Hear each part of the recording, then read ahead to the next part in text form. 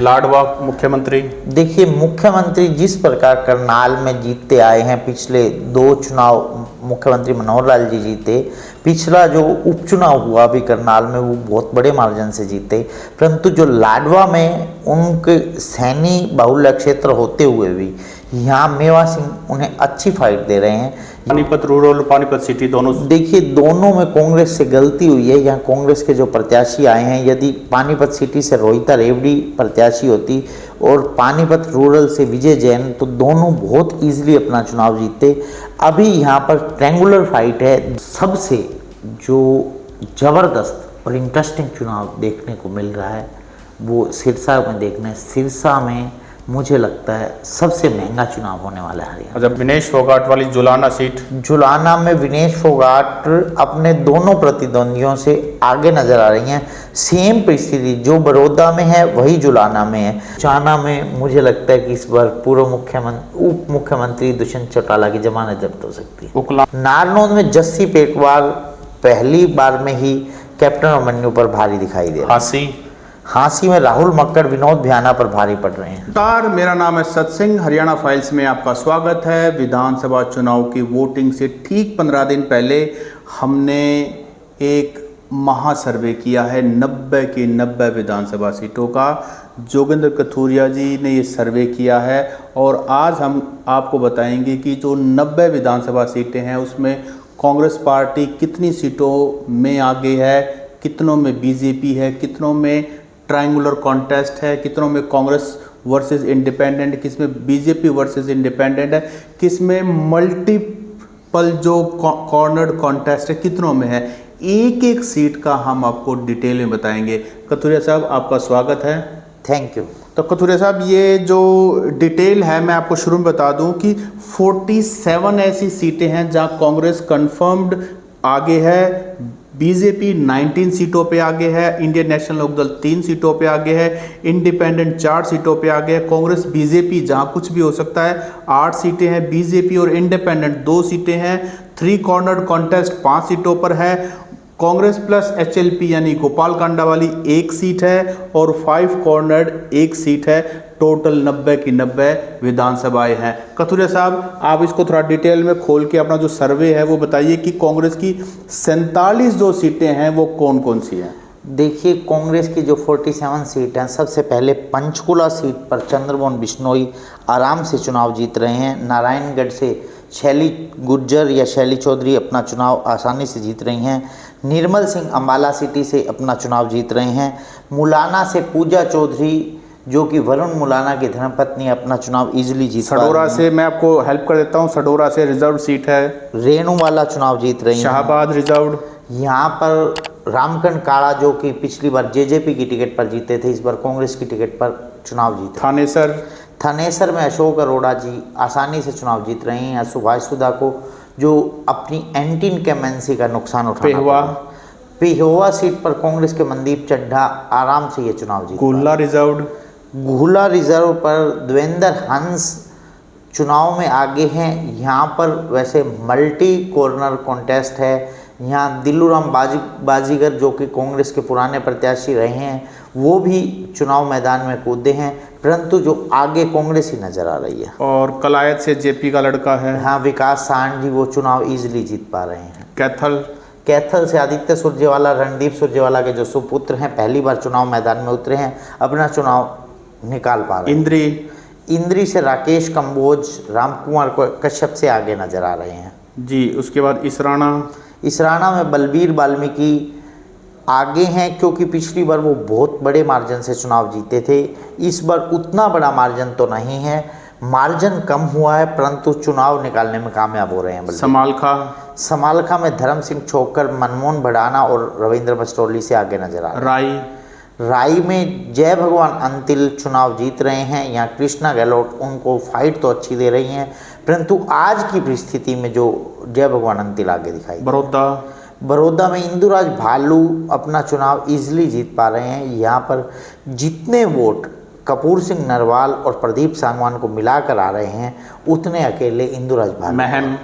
महम में बलराम दांगी पिछले 2 से 3 दिनों में, जिन दिनों में हम सर्वे कर रहे थे, दीपेंद्र सिंह हुड्डा ने 4 गांवों में, भूपेंद्र सिंह हुड्डा ने 5 गांवों में दौरे किए, जिससे माहौल बदल गया है। और जो भूपेंद्र सिंह हुड्डा और दीपेंद्र सिंह हुड्डा की जो शब्दावली थी, उससे बलराम दांगी बलराज कुंडू को पछाड़ते हुए आगे निकल गए हैं। गढ़ी सांपला किलोई, गढ़ी सांपला किलोई में तो कोई मुकाबला ही नहीं है। मार्जिन दिन ब दिन बढ़ता जा रहा है। यहाँ मार्जिन में भी 65, 70, 75 को भी क्रॉस कर जाए, और अगर मार्जिन इसी प्रकार बढ़ता रहा तो मार्जिन 1 लाख तक जा सकता है। रोहतक में मार्जिन पिछली बार कम था, इस बार बीवी बत्रा जी बिल्कुल आराम से ये चुनाव निकाल पा रहे हैं आज की स्थिति में। आगे बादली में कुलदीप वत्स जी ओम प्रकाश धनखड़ के कंपैरिजन में आगे नजर आते हैं। जज्जर गीता बुक्कल बिल्कुल आराम से ये चुनाव जीत रहे हैं। बेरी से रघबीर का ध्यान, बेरी में तो जो आत्मघाती हमला खुद भाजपा ने किया, अपना जो कैंडिडेट भारी प्रत्याशी उतारा, जिसका नुकसान खामियाजा यहाँ पर भुगतना पड़ रहा है। बाडरा में भी कांग्रेस के जो सोमवीर सिंह हैं, जो कि बंसीलाल जी के दामाद हैं, पूर्व मुख्यमंत्री, वो शोरान खाप के बहुत ज़्यादा गांव है बाडरा में, उनको इस चीज़ का फ़ायदा मिल रहा है और उन्होंने सीट बदली, उस चीज़ का भी फ़ायदा मिल रहा है। कोई एंटी इनकम्बेंसी नहीं है, इजीली चुनाव जीत। दादरी मनीषा सांगवान भी अपने चुनाव में काफ़ी आगे नजर आ रही है। लोहारू में राजवीर फरटिया जेपी दलाल पर भारी पड़ रहे हैं। विनेश फोगाट वाली जुलाना सीट, जुलाना में विनेश फोगाट अपने दोनों प्रतिद्वंदियों से आगे नजर आ रही हैं। सेम परिस्थिति जो बड़ौदा में है वही जुलाना में है। जितने वोट दोनों प्रतिद्वंदी सुरेंद्र लाठर और कैप्टन योगेश बैरागी ले रहे हैं, उतने अकेले विनेश फोगाट को आ रहे हैं। उचाना में ब्रिजेंद्र सिंह आगे हैं आज की स्थिति में। यहाँ मल्टी कॉर्नर कॉन्टेस्ट हो गया है, उसका फ़ायदा ब्रिजेंद्र सिंह को भी मिल रहा है। उनका जो वोट है आज की डेट में सेफ नज़र आ रहा है और मल्टी कॉर्नर कॉन्टेस्ट में टोहाना में देखिए मुकाबला रोचक है, परंतु जो सरपंच एसोसिएशन और किसान विरोध कर रहे हैं यहाँ पर देवेंद्र बबली का, उसका खामियाजा देवेंद्र बबली को भुगतना पड़ रहा है। वो लिटिल बिट मार्जिन से पीछे हैं। यहाँ परमवीर सिंह थोड़े से ही आगे हैं। फतेहाबाद में यहाँ बलवान दौलतपुरिया आगे हैं, परंतु इतने आगे नहीं हैं। क्लोज कॉन्टेस्ट है यहाँ फतेहाबाद में, क्योंकि बलवान दौलतपुरिया को नुकसान हो सकता है यदि सुनैना चौटाला का चुनाव उठता है, तो ये यहाँ समीकरण बदल भी सकता है। रतिया में जरनैल सिंह आज की डेट में, आज की परिस्थिति में तो सुनीता दुग्गल के कंपैरिजन में आगे हैं। जो बीच में एक नदी के पार का जो सिख बेल्ट है, वहाँ पे जरनैल सिंह बहुत आगे हैं सुनीता दुग्गल से। वहाँ की लीड जो पार्ट नहीं पा रही हैं सुनीता दुग्गल, इसलिए जरनैल सिंह को बढ़ा। डबवाली अमित सिहाग यहाँ पर ट्रैंगुलर फाइट है। आदित्य देवीलाल इनके क्लोज कॉन्टेस्ट में है। बीजेपी यहाँ शायद चौथे पर भी खिसक सकती है, तीसरे पर यहाँ मुझे दिग्विजय चौटाला, मुझे पूरे हरियाणा में केवल दिवाली सीट ऐसी नज़र आती हैं जहाँ पर जेजेपी की जमानत बच जाए, बाकी किसी भी सीट पर जेजेपी की जमानत भी बचती नज़र नहीं आ रही। उचाना में भी नहीं। उचाना में मुझे लगता है कि इस बार पूर्व उप मुख्यमंत्री दुष्यंत चौटाला की जमानत जब्त हो सकती है। उकलाना सीट पर अभी तक जो मुझे लगता है कि कांग्रेस के जो प्रत्याशी हैं नरेश सेलवल आगे नज़र आ रहे थे।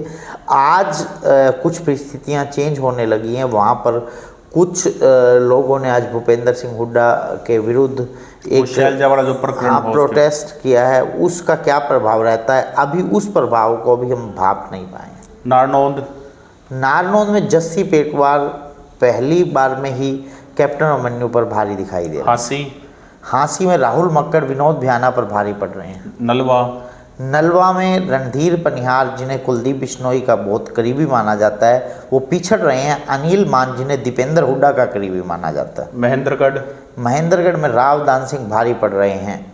रेवाड़ी में जो भाजपा का वोट है वो बढ़ रहा है, उसी का नुकसान भाजपा को उठाना पड़ रहा है, इसलिए चिरंजीव राव आसानी से अपना चुनाव। मेवात की सीटें नूंह, फिरोजपुर, सिरका, बुनहाना, तीनों ही सीटों पर कांग्रेस के प्रत्याशी जीत रहे हैं। HPCC के प्रदेश अध्यक्ष होडल से लड़ रहे हैं उदय भांजी, वो भी अपना चुनाव इस बार आसानी से। पलवल में करण सिंह दलाल, जो कि भूपेंद्र सिंह हुड्डा के रिश्तेदार हैं, समधी हैं, वो अपना चुनाव निकाल पा रहे हैं। फरीदाबाद NIT, फरीदाबाद NIT से नीरज शर्मा का आज एक वीडियो वायरल हो रहा है, उसका क्या नुकसान उठाना पड़ सकता है या उसका फ़ायदा होता है, अभी को हमने एनालाइज नहीं किया है। कल तक जो गुर्जर वोटों के बंटने का फ़ायदा इन्हें मिल रहा था, कल तक की जो परिस्थिति थी उसमें नीरज शर्मा आगे दिखाई दे रहे थे। बड़खल में विजय प्रताप जी को बस पुराना चुनावी अनुभव फ़ायदा कर रहा है। जो उनके सामने कैंडिडेट हैं वो शायद पहली बार चुनाव लड़ रहे हैं, तो चुनाव मैनेज नहीं कर पा रहे। और अब वो जो 19 सीटें जो BJP आज बढ़त में है हमारे महासर्वे में, अम्बाला कैंट, अनिल विज जी जो कि यहाँ पर चित्रा सरवाला की टिकट कटी है उसके कारण लिटिल बिट बढ़त पर हैं। रादौर में BL सैनी जी अभी पिछड़ रहे हैं, परंतु यहाँ क्लोज कॉन्टेस्ट है, इतनी बड़ी लीड नहीं है। लाडवा मुख्यमंत्री, देखिए मुख्यमंत्री जिस प्रकार करनाल में जीतते आए हैं, पिछले 2 चुनाव मुख्यमंत्री मनोहर लाल जी जीते, पिछला जो उपचुनाव हुआ अभी करनाल में वो बहुत बड़े मार्जिन से जीते, परंतु जो लाडवा में उनके सैनी बाहुल्य क्षेत्र होते हुए भी यहाँ मेवा सिंह उन्हें अच्छी फाइट दे रहे हैं।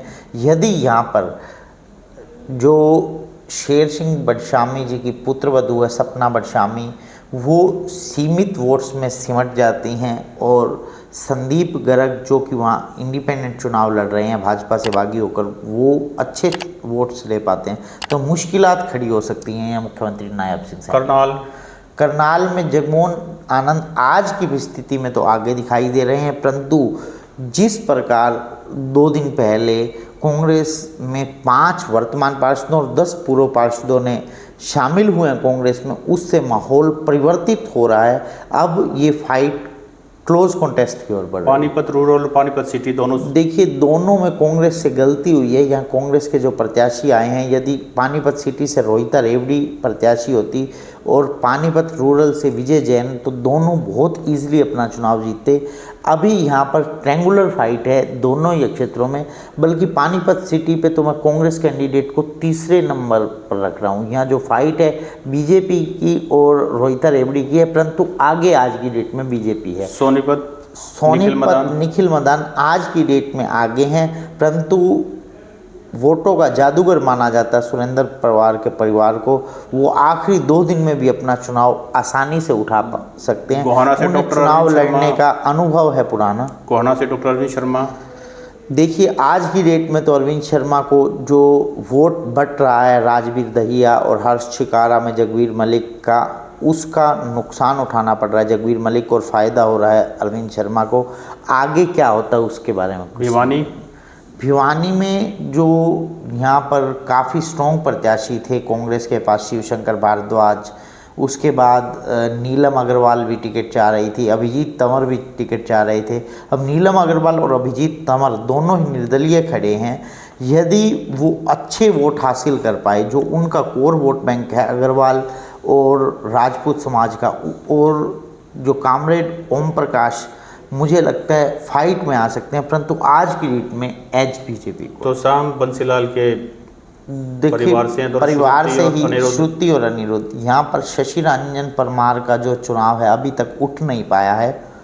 यदि वो चुनाव ऊपर उठता है उनका, तो यहाँ पर अनिरुद्ध चौधरी विजयी हो सकते हैं, परंतु आज की परिस्थिति में श्रुति चौधरी आगे। जींद में कृष्ण मिड्ढा आज की परिस्थिति में आगे हैं, परंतु महावीर गुप्ता के पिता मांगेराम गुप्ता 1977 से चुनाव लड़ते आए और उस राजनीतिक पृष्ठभूमि से आते हैं। महावीर गुप्ता अपना चुनाव धीरे धीरे उठाते आ रहे हैं। क्लोज कॉन्टेस्ट है, थोड़े मार्जिन से मुझे आज कृष्ण मिड्ढा आगे दिखाई।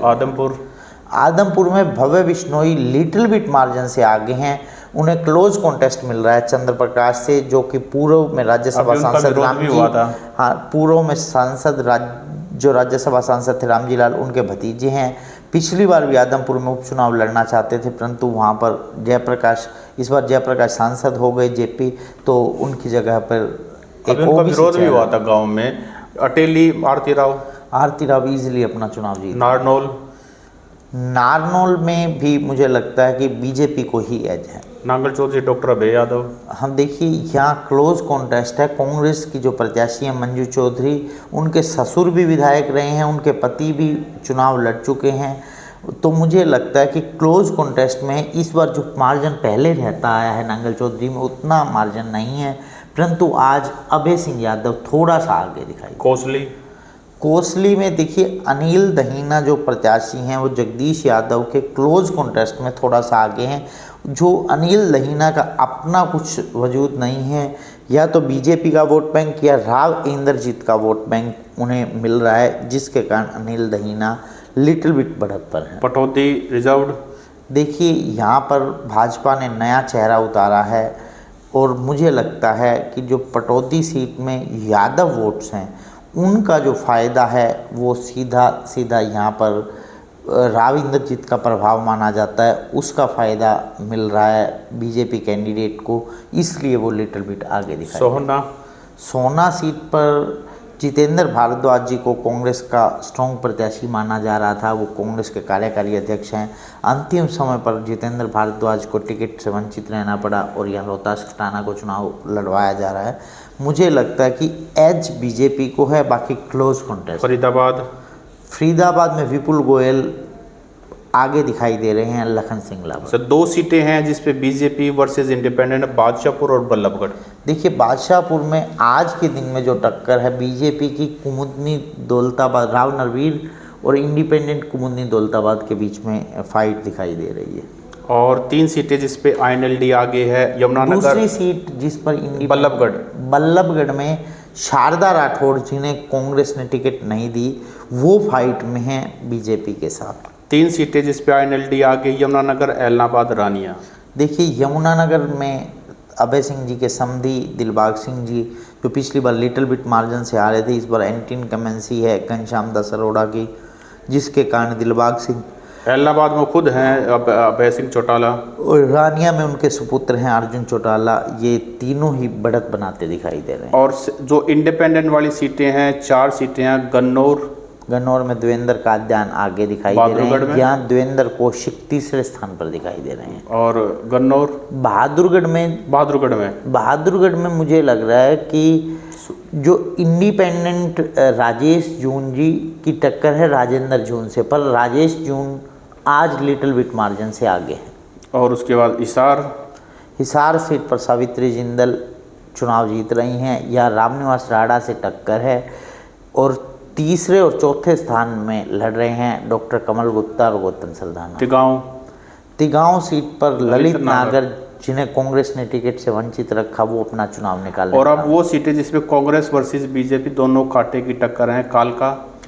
कालका में शक्ति रानी शर्मा और प्रदीप चौधरी दोनों स्ट्रॉन्ग कंटेंडर है, दोनों को काफ़ी चुनाव लड़ने का अनुभव है।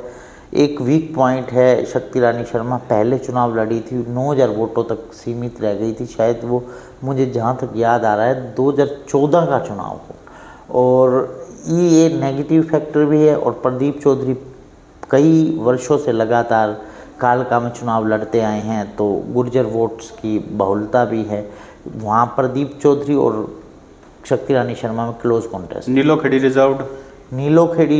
रिजर्व में भी दोनों ही प्रत्याशियों के बीच, कांग्रेस और बीजेपी के बीच क्लोज। घरौंडा जिसमें कांग्रेस बीजेपी दोनों में टक्कर है।